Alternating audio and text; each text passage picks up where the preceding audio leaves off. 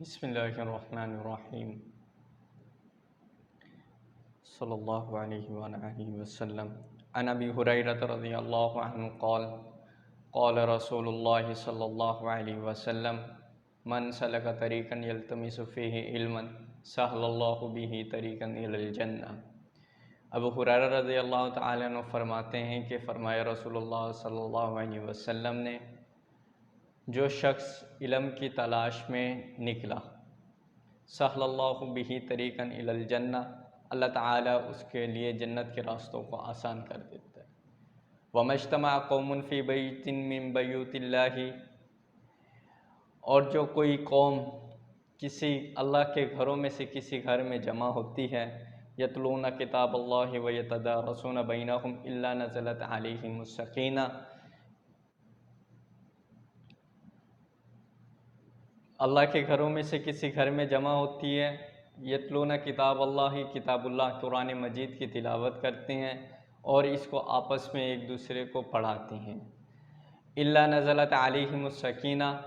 ان پر اطمینان اور سکون نازل ہو جاتا ہے، وغشی علیہم الرحمہ، اور ان پر ان کو رحمت ڈھانپ لیتی ہے، وحفتہم الملائکہ، اور فرشتے اپنے پروں سے اس مجلس کو چاروں اطراف سے گھیر لیتے ہیں، وذکرہم اللہ فی من عندہ، اللہ تعالیٰ ان لوگوں کا اپنے پاس اپنے مقرب فرشتوں کے درمیان ان کا ذکر کرتے ہیں، ومن بط عملہ لم یسر بہ نسبہ، جس شخص کو اس کا عمل پیچھے کر دے اس کا نسب اسے آگے نہیں کر سکتا۔ نبی کریم صلی اللہ علیہ وسلم کی اس حدیث مبارکہ کے مطابق آپ صلی اللہ علیہ وسلم کے ارشاد کی روشنی میں علم کی فضیلت کو واضح کیا گیا ہے کہ جب کوئی شخص علم کی تلاش کے لیے اپنے گھر سے نکلتا ہے تو اللہ تعالیٰ فرماتے ہیں کہ گویا کہ وہ جنت کے راستوں میں چل رہا ہے، اور جس جگہ علم کو سیکھا جا رہا ہو اور سکھایا جا رہا ہو اس کی فضیلت کیا ہے؟ اللہ تعالیٰ فرماتے ہیں جہاں کتاب اللہ یعنی قرآن مجید کو تلاوت کیا جا رہا ہو یا حدیث مبارکہ کو پڑھا جا رہا ہو، سنا جا رہا ہو یا اس کو سکھایا جا رہا ہو، تو وہاں پر اللہ تعالیٰ کی رحمت نازل ہو جاتی ہے۔ دوسرا کام کیا ہوتا ہے؟ ان پر اطمینان اور سکون اللہ تعالیٰ نازل کر دیتے ہیں۔ تیسرا کام کیا ہوتا ہے؟ اس مجلس کو، اس جگہ کو چاروں اطراف سے فرشتے اپنے پروں سے ڈھانپ لیتے ہیں۔ یہی وجہ ہے کہ اکثر لوگ اس بات کی شکایت کرتے ہیں کہ اگر ہم گناہ کے کام وغیرہ کرتے ہیں تو ہمیں راتوں رات جگا لیں، ہمیں نیند نہیں آتی، لیکن اگر ہم قرآن مجید کی تلاوت کریں یا کوئی تسبیحات پڑھیں یا کسی دینی کتب کا مطالعہ کریں تو ہمیں فوراً سے نیند آنا شروع ہو جاتی ہے۔ اس کی ریزن یہی ہے کہ اللہ تعالیٰ کی رحمت اور فرشتے اس کو اپنے پروں سے چاروں اطراف سے گھیر لیتے ہیں۔ آخر میں نبی کریم صلی اللہ علیہ وسلم نے فرمایا وَمَن بَطَّ بِهِ عَمَلُهُ لَمْ يُسْرِ بِهِ نَسَبُهُ، کہ جس شخص کو اس کا عمل پیچھے چھوڑ دے اس کا نسب اسے آگے نہیں لے کر جا سکتا۔ اس کا مطلب یہ ہے کہ اگر کوئی شخص آگے بڑھنا چاہتا ہے لیکن اس کے اندر سستی اور کاہلی ہے اور سستی اور کاہلی کی وجہ سے آگے وہ کامیابیوں کی ترقی اور منازل پہ طے نہیں کر سکتا، اگرچہ وہ کسی بھی خاندان سے تعلق رکھنے والا ہو، کسی بھی اعلیٰ سے اعلیٰ خاندان یا سید کسی بھی خاندان سے اس کا تعلق ہو، جب تک اس کا عمل اس کو آگے نہیں کرے گا تو تب تک وہ آگے بڑھ نہیں سکتا۔ حدیث نمبر 20، عن ابی عبداللہ رضی اللہ عنہ قال قال رسول اللہ صلی اللہ علیہ وسلم طلب کسب الحلال فریضۃ بعد الفریضہ۔ عبداللہ رضی اللہ عنہ فرماتے ہیں کہ نبی کریم صلی اللہ علیہ وسلم نے ارشاد فرمایا، حلال مال کا طلب کرنا، حلال مال کا تلاش کرنا دیگر فرائض کے بعد ایک فریضہ ہے۔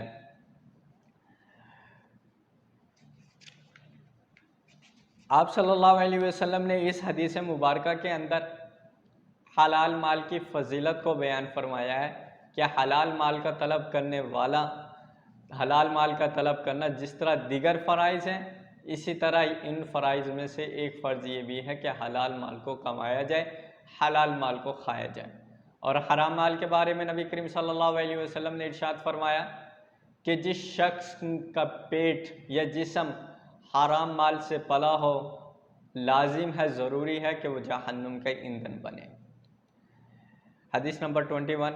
عن ابی سعید رضی اللہ عنہ قال قال رسول اللہ صلی اللہ علیہ وسلم التاجر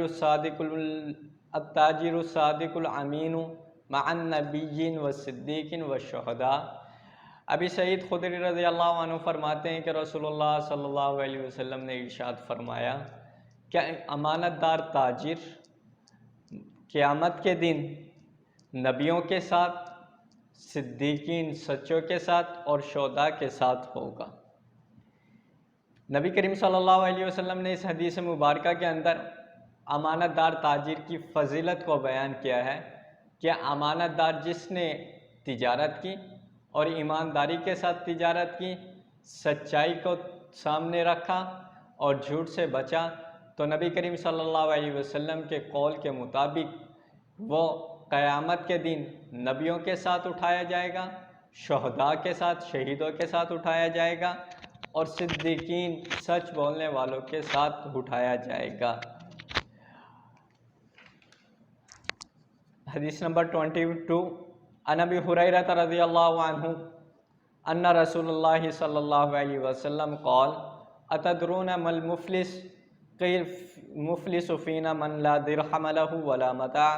فقال ان المفلس من امت من یأتی یوم القیامت بصلاۃ وصیام ورزکات۔ ابی ہریرہ رضی اللہ عنہ فرماتے ہیں کہ رسول اللہ صلی اللہ علیہ وسلم نے فرمایا، کیا تم جانتے ہو مفلس کون ہے، غریب کون ہے؟ قالوا المفلس فینا، صحابہ کرام نے عرض کیا یا رسول اللہ، غریب وہ ہے، مفلس وہ ہے جس کے پاس نہ درہم ہو، نہ اس کے پاس کوئی ساز و سامان ہو۔ قال ان المفلس من امتی، آپ صلی اللہ علیہ وسلم نے فرمایا کہ میری امت کا مفلس وہ شخص ہے، من یأتی، جو شخص قیامت کے دن نماز، روزہ، زکوٰۃ کے ساتھ لایا جائے گا، ویاتی، اور اس کے ساتھ قد شتم ھذا، اور اس کے ساتھ لایا جائے گا کہ اس نے کسی کو گالی دی، اس کو گالی دی ہوگی، وقذف ھذا، اس پر بہتان باندھا ہوگا، واکل مال ھذا، اس کا مال کھایا ہوگا، وسفک دماء ھذا، اس کا خون بہایا ہوگا، وضرب ھذا، اور اس کو مارا ہوگا، فیؤتی ھذا من حسناتہ فإن فنیت حسناتہ قبل ان یقضی ما علیہ، اس سے اس کی نیکیوں کو لیا جائے گا، اگر اس کی نیکیاں ختم ہو گئی تو قبل اس کے کہ تقاضا باقی ہے، تو اخذ من خطایاہم، ان کی گناہوں کو لیا جائے گا، فطرحت علیہ، اور اس پر ڈال دیا جائے گا، وطرح فی النار، اور جہنم میں پھینک دیا جائے گا۔ ابو ہریرہ رضی اللہ تعالیٰ عنہ فرماتے ہیں کہ رسول اللہ صلی اللہ علیہ وسلم نے ایک دن ہم سے پوچھا، کیا تم جانتے ہو کہ غریب کون شخص ہے، مفلس کون ہے؟ ہم نے کہا یا رسول اللہ، غریب وہ شخص ہے جس کے پاس نہ سونا ہو، نہ چاندی ہو، نہ مال و دولت یا کوئی دیگر ساز و سامان ہو۔ آپ صلی اللہ علیہ وسلم نے فرمایا نہیں، یہ مفلس نہیں۔ پھر فرمایا کہ میری امت کا مفلس وہ شخص ہے، کل قیامت کے دن اس شخص کو لایا جائے گا، اس کے ساتھ نماز ہوگی، اس کے نام اعمال میں نماز ہوگی، زکوٰۃ ہوگی، روزے ہوں گے، اور دیگر بہت ساری نیکیاں اس کے نام اعمال میں ہوں گی، لیکن اس نے اس شخص کو گالی دی ہوگی، اس شخص کو اس نے بہتان باندھا ہوگا، اس شخص اس نے مال کھایا ہوگا، اس شخص کو اس نے ناحق قتل کیا ہوگا، اور اس شخص کو اس نے مارا ہوگا۔ یعنی کسی شخص کو اس نے مارا، کسی کو گالی دی، کسی کو بہتان باندھا، کسی کے مال کو ضبط کیا، تو اس تمام گناہ بھی اس کے ساتھ لائے جائیں گے۔ پھر کیا کیا جائے گا؟ پھر اس کی جتنی نیکیاں ہوں گی، جس کو اس نے گالی دی، اس کو گالی دینے کی وجہ سے اس کو جو تکلیف پہنچی، اس کی نیکیاں اس کو دی جائیں گی اور اس کو راضی کیا جائے گا۔ پھر جس پر بہتان باندھا، اس سے نیکیاں لی جائیں گی، نیکیاں لے کر جس پر بہتان باندھا اس کو دے دی جائیں گی۔ پھر جس کا اس نے مال چھینا ہوگا، کھینچا ہوگا، کھایا ہوگا، اس کے مال کو اس شخص کو اس کی نیکیاں دی جائیں گی، حتیٰ کہ اس کی تمام تر نیکیاں ختم ہو جائیں گی۔ جب اس کی نیکیاں ختم ہوں گی، ابھی اور شخص بھی باقی ہوں گے جو کہیں گے کہ اس نے مجھے مارا تھا، اس نے مجھ پہ بہتان باندھا، اس نے مجھے فلاں موقع پر تکلیف پہنچائی، تو اب کیا کیا جائے گا؟ نیکیاں تو ختم، اب کیا کریں؟ اب جس کو اس نے مارا تھا اس کے گناہوں کو اٹھا کر اس کے نام اعمال میں ڈال دیا جائے۔ تو آپ صلی اللہ علیہ وسلم نے فرمایا یہ شخص میری امت میں سے سب سے زیادہ مفلس ہے، یہ شخص سب سے زیادہ غریب ہے۔ کیوں؟ نیکیوں کے یہ بڑے بڑے انبار لے کر آیا، بڑے بڑے نیکیوں کے پہاڑ لے کر آیا، لیکن اس نے فلاں کو تکلیف پہنچائی، فلاں کا دل دکھایا، فلاں پر بہتان باندھا، فلاں کو بغیر کسی غلطی کے اس کو سزا دی، طرح طرح کے اس نے جرائم کیے، ان جرائم کی بدولت اس کے تمام نام اعمال سے اس کی نیکیوں کو لیا جائے گا اور اس کی تمام نیکیوں کو اس پر ڈال دیا جائے گا۔ تو آپ صلی اللہ علیہ وسلم نے فرمایا ایسا شخص میری امت میں سب سے زیادہ مفلس ہے۔ حدیث نمبر 23، قال رسول اللہ صلی اللہ علیہ وسلم ان اثقل شیء یؤذن فی المیزان المؤمن یوم القیامہ من خلق حسن۔ رسول اللہ صلی اللہ علیہ وسلم نے ارشاد فرمایا ہے بے شک نام اعمال میں قیامت کے دن، مومن کے نام اعمال میں قیامت کے دن سب سے زیادہ جو وزنی چیز ہوگی وہ اس کے اچھے اخلاق ہوں گے۔ ان اللہ یبغض الفواحش البذیہ، بے شک اللہ تعالی بے حیا اور بدگو کو ناپسند سمجھتا۔ آپ صلی اللہ علیہ وسلم نے ارشاد فرمایا قیامت کے دن نام اعمال میں سب سے زیادہ نام نیکیوں کے پلڑے کو بھاری جو کرے گی وہ چیز انسان کے اچھے اخلاق ہیں۔ سب سے زیادہ جو اس کو اجر و ثواب اور نیکی جس عمل پر ملیں گی وہ اس کے نیک اچھے اخلاق ہوں گے۔ اور آخر میں فرمایا کہ اللہ تعالی بے حیا اور بدگو انسان کو ناپسند سمجھتا ہے، یعنی بدتمیز قسم کے انسان کو اللہ تعالیٰ ناپسند سمجھتا ہے۔ جب بھی بولیں اخلاق کے ساتھ بولیں، اچھے بول بولیں اور اچھے بول بول کر اپنی دنیا اور آخرت کو سنواریں۔ حدیث نمبر 25، عن ابی سعید الخدری رضی اللہ عنہ قال عن رسول اللہ صلی اللہ علیہ وسلم قال من رعا منکم منکرا فلیغیرہ بیدہ۔ ابی سعید خدری رضی اللہ عنہ فرماتے ہیں کہ رسول اللہ صلی اللہ علیہ وسلم نے فرمایا جب تم میں سے کوئی شخص برائی کو دیکھے فلیغیرہ، اس کو چاہیے کہ اس برائی کو ختم کرے، اپنے ہاتھ سے ختم کریں۔ فَإِن لَمْ يَسْتَطِعْ بِلِسَانِهِ، اگر اپنے ہاتھ سے ختم کرنے کی اس میں طاقت نہیں تو اپنی زبان سے اس کو ختم کرنے کی کوشش کرے۔ اگر فَإِن لَمْ يَسْتَطِعْ فَبِقَلْبِهِ، اگر زبان سے بھی ختم کرنے کی طاقت نہیں تو دل میں اس کو برا جانے، وَذَلِكَ أَضْعَفُ الْإِيمَانِ، یہ ایمان کا سب سے کمزور درجہ ہے۔ ابی سعید خدری رضی اللہ عنہ فرمایا کہ رسول اللہ صلی اللہ علیہ وسلم نے فرمایا جب تم میں سے کوئی شخص ایک برائی کو دیکھے، ایک شخص دیکھتا ہے کہ برا کام ہو رہا ہے، برائی کے کام کیے جا رہے ہیں، تو اب کیا کیا جائے؟ آپ صلی اللہ علیہ وسلم نے فرمایا کہ فَلْيُغَيِّرْهُ، اگر اس کو اپنے ہاتھ سے برائی کو ختم کرے۔ اگر برائی میں اس کو لگتا ہے کہ میں اگر ان کو ہاتھ سے برائی کو ختم کروں گا تو یہ الٹا مجھے نقصان پہنچائیں گے، تو برائی کو زبان سے ختم کرنے کی زبان کے ذریعے سے ان کو سمجھائے بھائی آپ یہ جو کام کر رہے ہیں یہ غلط اور برا کام کر رہے ہیں، اس سے دنیا اور آخرت میں آپ سزا کے مستحق ہوں گے۔ اس طرح کی باتیں کر کر ان کو سمجھائیں۔ اگر وہ یہ دیکھتے ہیں کہ میں نے زبان سے بھی اس کو سمجھایا تو یہ مجھے نقصان پہنچائے گا، تو لہٰذا اس کو فَبِقَلْبِهِ دل میں اس کو برا جانے۔ اگر جو اس کو دل میں برا نہیں جانتا تو وَذَلِكَ أَضْعَفُ الْإِيمَانِ، یہ ایمان کا کمزور درجہ ہے کہ دل میں اس کو برا جانے۔ اگر وہ اس کو برائی کو دل میں برا بھی نہیں جانتا، برائی کو ہوتے ہوئے دیکھتا ہے تو وہ مومن نہیں ہے۔ وَذَلِكَ أَضْعَفُ الْإِيمَانِ، آپ صلی اللہ علیہ وسلم نے فرمایا اگر ہاتھ سے برائی کو روکنے کی طاقت تو ہاتھ سے روکو،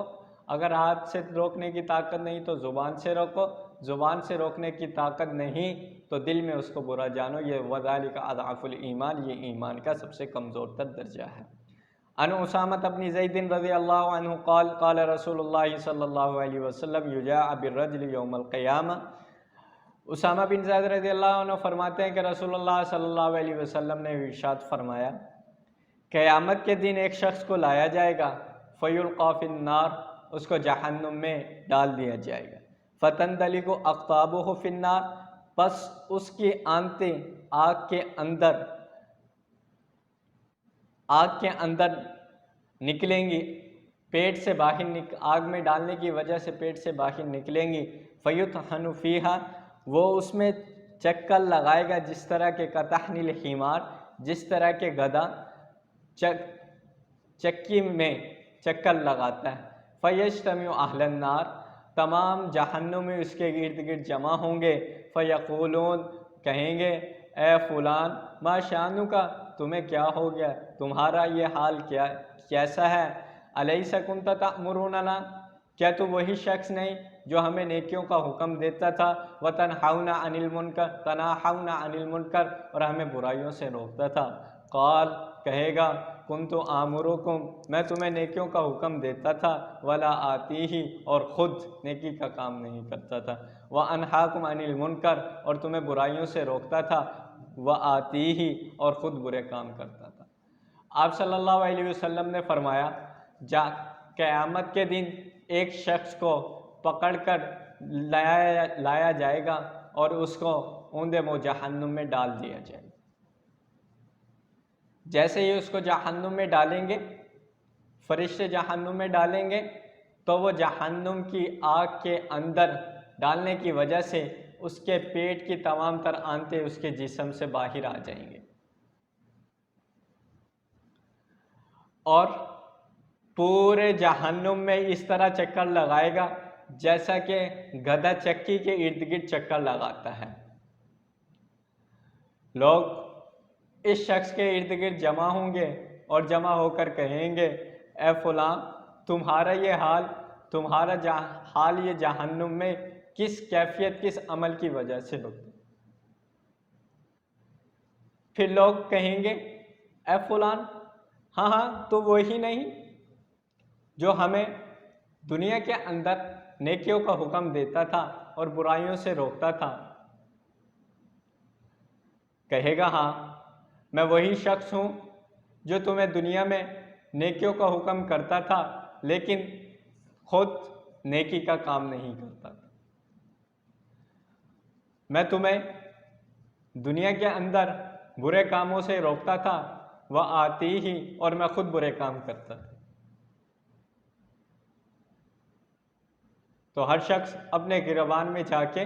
سوچے اور دیکھے اور پرکھے کہ ہم کتنے نیکی کے کام کرتے ہیں۔ آج کل چونکہ سوشل میڈیا کا دور ہے تو سوشل میڈیا کی وجہ سے ہم اچھی پوسٹیں لگا کر ایک دوسرے کو سینڈ کرتے ہیں، ایک دوسرے کو دکھاتے ہیں کہ نیکی کا کام کرو، اس سے اتنا بڑا ثواب ہوگا، اس سے اتنا بڑا اجر ملے گا، گناہ کے کام سے رک جاؤ، فلاں سزا سے بچ جاؤ گے، لیکن خود وہ کام کر ڈالتے۔ تو بے عمل شخص کی سزا آپ صلی اللہ علیہ وسلم نے بیان کی، قیامت کے دن لایا جائے گا اور جہنم میں اوندے منہ ڈال دیا جائے گا۔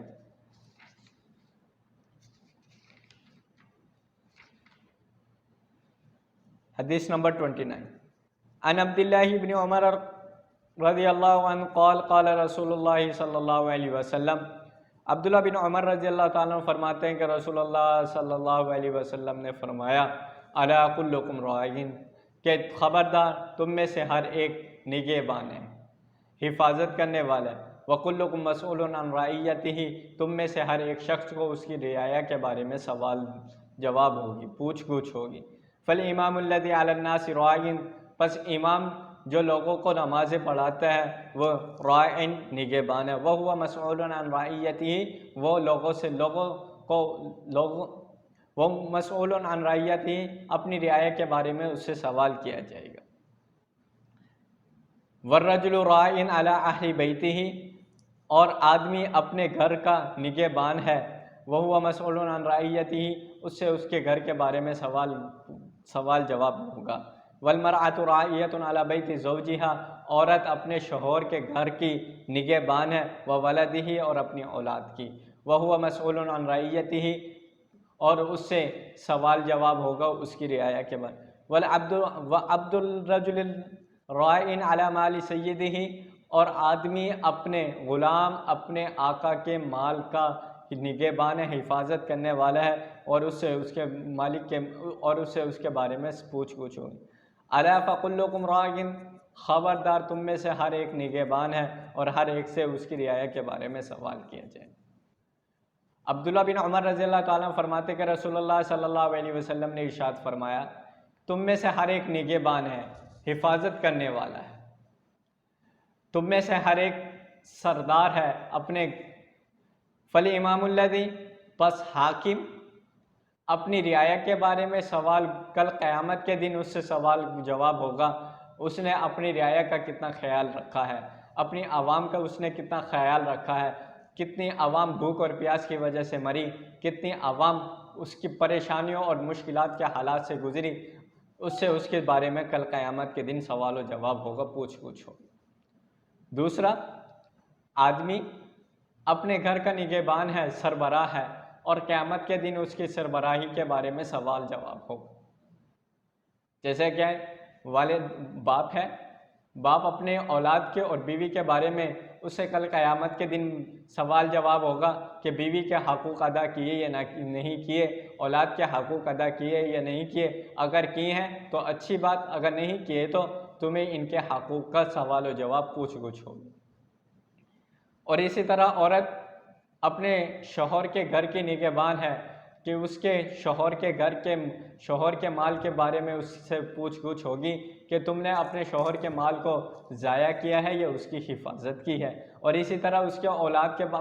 شوہر کی اولاد کے بارے میں سوال جواب ہوگا کہ کتنا تم نے اولاد کی اچھے طریقے سے پرورش کی، کتنا ان کی تربیت کی، ان تمام چیزوں کے بارے میں اس سے سوال ہوگا۔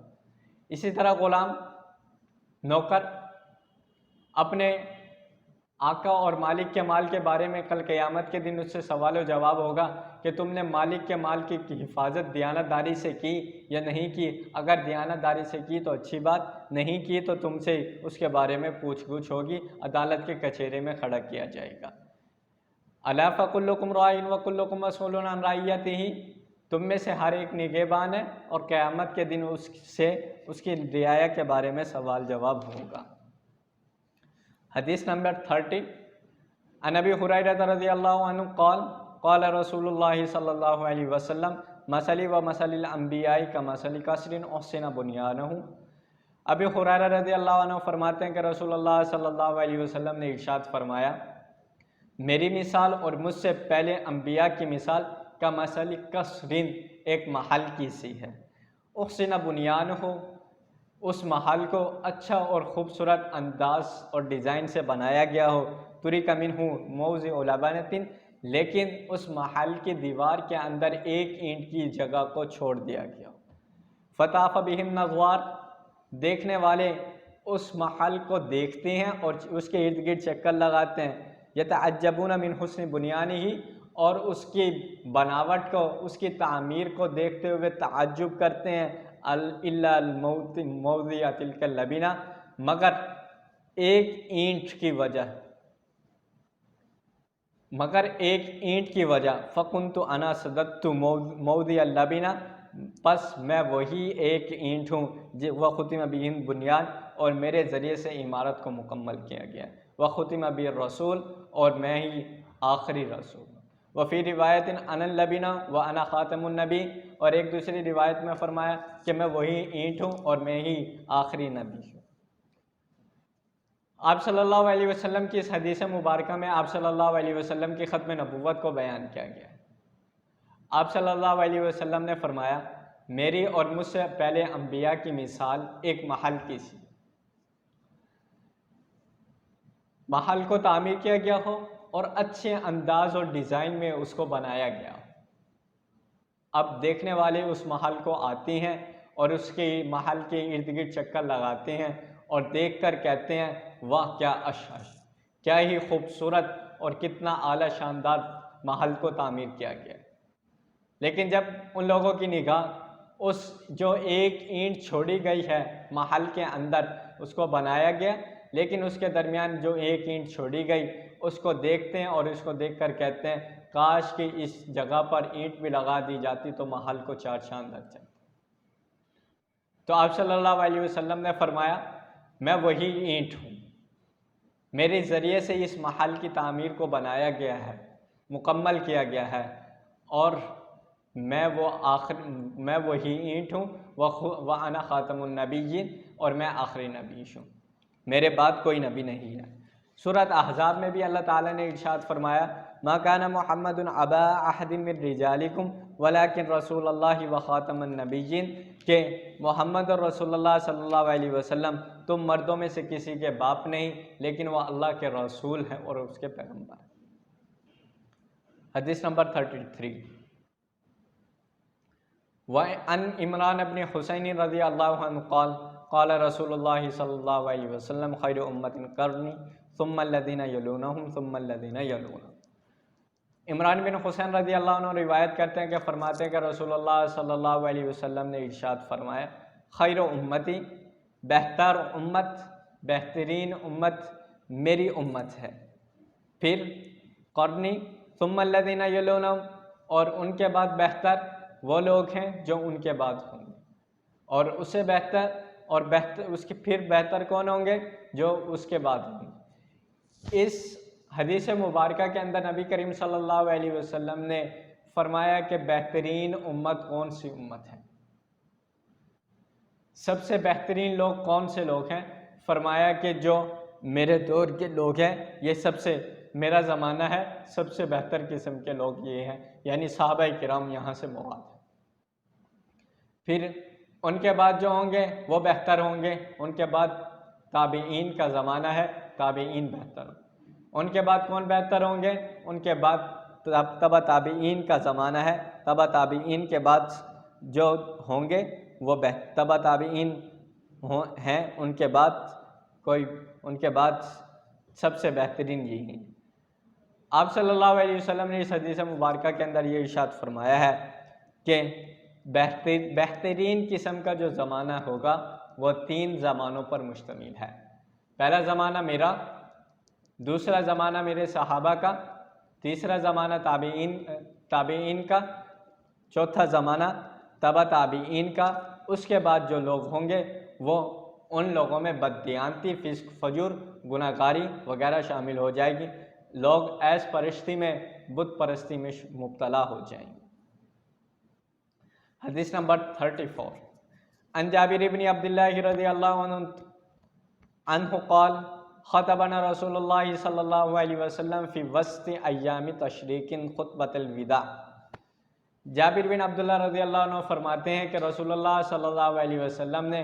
ایام تشریق کے اندر ہمیں خطبہ ارشاد فرمایا، خطبۃ الوداع ارشاد فرمایا۔ آپ صلی اللہ علیہ وسلم نے فرمایا یا ایھا الناس، اے لوگو، ان ربکم واحد، بے شک تمہارا خدا ایک ہے، وَإِنَّ آبَاءَكُمْ واحد، اور تمہارا باپ ایک ہے، عَلَى لَا فَضْلَ لِعَرَبٍ عَلَى الْعَجَمِ، کسی عربی کو کسی عجمی پر اور کسی عجمی کو کسی عربی پر، نہ کسی سرخ کالے کو گورے پر اور نہ کسی گورے کو کالے پر کوئی فضیلت حاصل ہے الا بالتقوی، مگر متقین۔ ان اکرمکم عند اللہ اتقاکم، بے شک اللہ کے نزدیک سب سے زیادہ عزت والا وہ شخص ہے جو تم میں سے زیادہ متقی پرہیزگار ہے۔ الا هل بلغت، فرمایا کیا میں نے تم تک دین پہنچا نہیں دیا؟ قالوا بلا،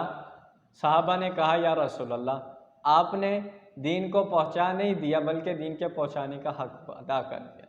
قال فلیبلغ الشاہد الغائب، آپ صلی اللہ علیہ وسلم نے فرمایا غائب تک، حاضر غائب تک میری بات کو پہنچا دے۔ نبی کریم صلی اللہ علیہ وسلم نے خطبہ حجۃ الوداع کے موقع پر سن 11 ہجری اور 9 ذی الحج کو عرفات کے میدان میں کھڑے ہو کر آپ صلی اللہ علیہ وسلم نے کم و بیش 1,24,000 صحابہ کرام کو ایک خطبہ ارشاد فرمایا۔ آپ صلی اللہ علیہ وسلم نے ارشاد فرمایا کہ تم سب کا رب ایک ہے یعنی اللہ ہے، اور تم سب کا باپ ایک ہے یعنی آدم علیہ السلام ہے۔ پھر فرمایا کسی عربی کو اجمی پر، کسی اجمی کو عربی پر، اور کسی کالے کو گورے پر، اور کسی گورے کو کالے پر کوئی فوقیت حاصل نہیں مگر الا بالتقوی، مگر جو متقی پرہیزگار ہوگا اللہ کے نزدیک سب سے زیادہ عزت اور آبرو والا وہ شخص ہو۔ آپ صلی اللہ علیہ وسلم نے فرمایا کیا میں نے تم تک دین کو پہنچا دیا؟ صحابہ نے عرض کیا یا رسول اللہ آپ نے دین ہم تک پہنچایا نہیں بلکہ پہنچانے کا بھی حق ادا کر دیا۔ آپ صلی اللہ علیہ وسلم نے فرمایا فلیبلغ الشاہد الغائب، اب جو یہ تمام مجمع میں حاضر لوگ ہیں غائب تک میری بات کو پہنچا دیں، بعد میں آنے والے لوگوں تک میرے دین کے ان لوگوں تک پہنچا دیں۔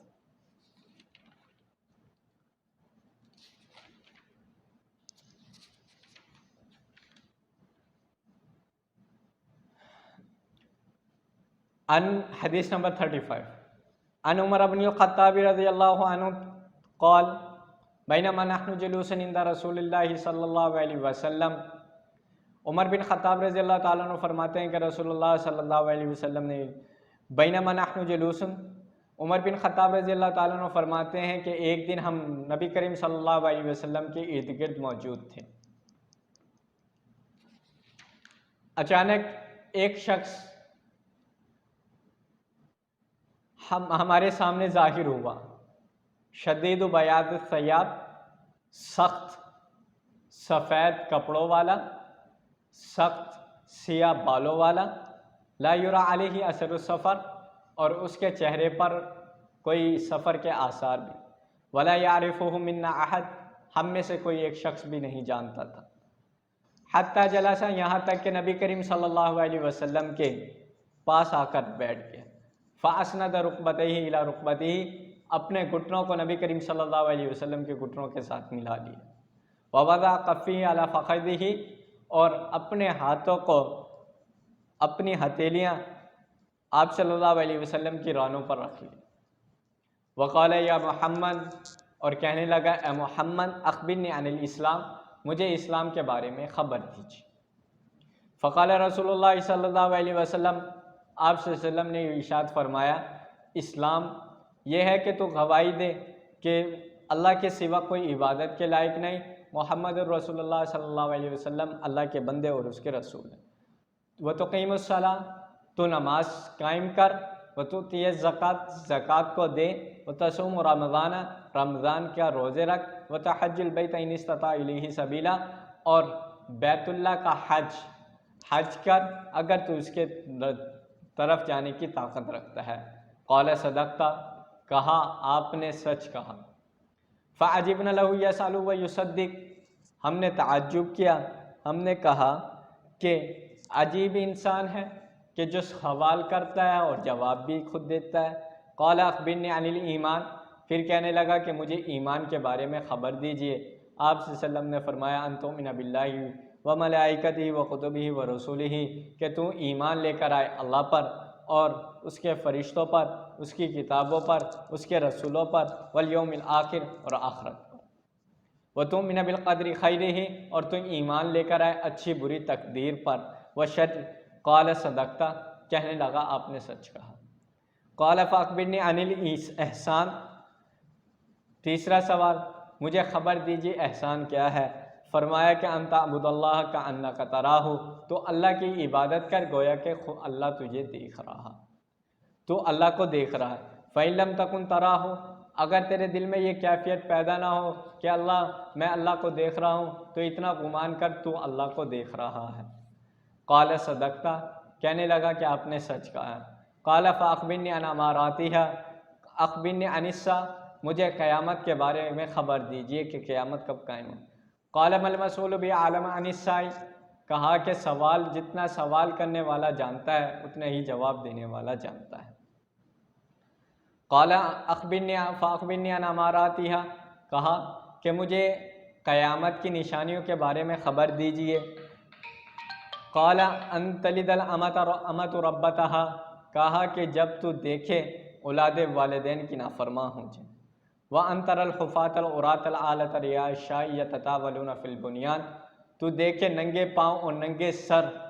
چرواہوں کو کہ وہ عمارتیں بنانے میں فخر محسوس کریں۔ قَالَ ثُمَّ انطَلَقَ، پھر وہ شخص چلا گیا۔ فَلَبِثْتُ مَلِيًّا، میں تھوڑی دیر ٹھہرا۔ ثُمَّ قَالَ لِي يَا عُمَرُ، پھر مجھے فرمایا اے عمر، کیا تو جانتا ہے یہ شخص کون تھا؟ سوال کرنے والا کون شخص تھا؟ قلت، تو میں نے کہا اللہ اور اس کا رسول زیادہ جانتے ہیں۔ قال فإنه جبرائیل، آپ صلی اللہ علیہ وسلم نے فرمایا یہ جبرائیل تھے جو آئے تھے تم کو تمہارا دین سکھانے کے لیے۔ اس حدیث کو حدیث جبرائیل کہا جاتا ہے۔ اس حدیث کے اندر حضرت جبرائیل علیہ السلام دین کے چند سوالات آپ صلی اللہ علیہ وسلم سے کرنے آئے۔ عمر بن خطاب رضی اللہ تعالیٰ عنہ فرماتے ہیں کہ ایک دن ہم آپ صلی اللہ علیہ وسلم کی مجلس میں بیٹھے تھے۔ آپ صلی اللہ علیہ وسلم کی مجلس میں موجود ہونے بیٹھے تھے کہ ایک شخص ہمارے سامنے ظاہر ہوا۔ سفید گھاڑا قسم کا اس نے لباس پہنا ہوا، پیور وائٹ، اور سخت سیاہ قسم کے اس کے بال تھے۔ نہ اس کے کپڑوں پر سفر کے آثار تھے، نہ اس کے چہرے پر سفر کے آثار تھے، اس لیے کہ یہ شخص مدینہ کا رہنے والا نہیں تھا۔ اگر یہ مدینہ کا رہنے والا ہوتا تو ہم میں سے ہر ایک کوئی شخص اس کو جانتا۔ چونکہ اس کے سر پہ بھی اور چہرے پر بھی سفر کے آثار نہیں تھے، ہمیں تعجب ہونے لگا کہ یہ شخص کون ہے؟ نہ یہ قریب کا رہنے والا ہے اور رہنے والا بھی دور کا، اور سفر کے آثار بھی نہیں۔ حتیٰ کہ آپ صلی اللہ علیہ وسلم کے قریب آ کر بیٹھ گیا، اپنے گھٹنوں کو آپ صلی اللہ علیہ وسلم کے گھٹنوں کے ساتھ ملا لیا، اپنے ہاتھوں کو آپ صلی اللہ علیہ وسلم کی رانوں پر رکھ لیا، پھر آپ صلی اللہ علیہ وسلم سے سوال کرنے لگے، یا رسول اللہ مجھے اسلام کے بارے میں خبر دیجیے، اسلام کیا ہے؟ آپ صلی اللہ علیہ وسلم نے ارشاد فرمایا ان تشہد ان لا الہ الا اللہ وان محمد رسول اللہ وتقیم الصلاۃ وتؤتی الزکوٰۃ، گواہی دے اس بات کی کہ اللہ کے سوا کوئی عبادت کے لائق نہیں اور محمد رسول اللہ صلی اللہ علیہ وسلم اللہ کے بندے اور اس کے رسول ہیں، تو نماز پڑھ، تؤتی الزکوٰۃ، زکوٰۃ دے، رمضان المبارک کے روزے رکھ، اور بیت اللہ کا حج کر اگر تو اس کے حج کرنے کی طاقت رکھتا ہے، یعنی صاحب نصاب ہے۔ آنے والے شخص نے کہا صدقتا، آپ نے سچ کہا۔ ہم تمام لوگ تعجب کرنے لگے، سوال بھی خود کرتا ہے پھر کہتا ہے آپ نے سچ کہا۔ دوسرا سوال کیا، یا رسول اللہ ایمان کیا ہے؟ آپ صلی اللہ علیہ وسلم نے فرمایا ان تؤمن باللہ و ملائکتہ و کتبہ و رسلہ वल-यौमिल आखिर व क़द्रि खैरिही व शर्रिही, कि तू ईमान लेकर आए अल्लाह पर, उसके फरिश्तों पर, उसके रसूलों पर, क़यामत के दिन पर और अच्छी बुरी तकदीर पर। क़ाल सदक़ता, कहा आपने सच कहा। फ़अख़बिरनी अनिल एहसान, तीसरा सवाल, मुझे एहसान के बारे में बताइए कि एहसान क्या है। आप सल्लल्लाहु अलैहि वसल्लम ने फरमाया कि तू अल्लाह की इबादत ऐसे कर गोया कि तू अल्लाह को देख रहा है। अगर तेरे दिल में इतनी कैफियत पैदा ना हो, जैसे कि हम नमाज़ पढ़ते हैं तो हमारे दिल में ये होना चाहिए कि हम अल्लाह को देख रहे हैं, अल्लाह से मुलाकात का वक्त है। अगर तेरे दिल में इतनी भी कैफियत पैदा ना हो कि तू अल्लाह को देख रहा है, कम से कम इतना तो हो कि तेरे दिल में ख्याल आए कि अल्लाह मुझे देख रहा है। ये एहसान। चौथा सवाल, अनिस्सा, क़यामत के बारे में या रसूलल्लाह क़यामत कब कायम होगी? आप सल्लल्लाहु अलैहि वसल्लम ने फरमाया, जितना तू सवाल करने वाला जानता है उतना ही क़यामत के बारे में मैं जानता हूँ, इससे ज़्यादा कुछ नहीं। फिर कहने लगे,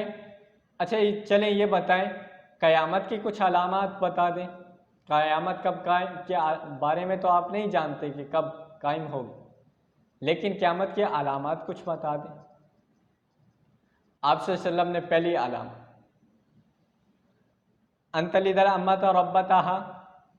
जब औलादें माँ बाप की नाफरमान हो जाएं, समझना क़यामत कायम होने के करीब है। दूसरी अलामत,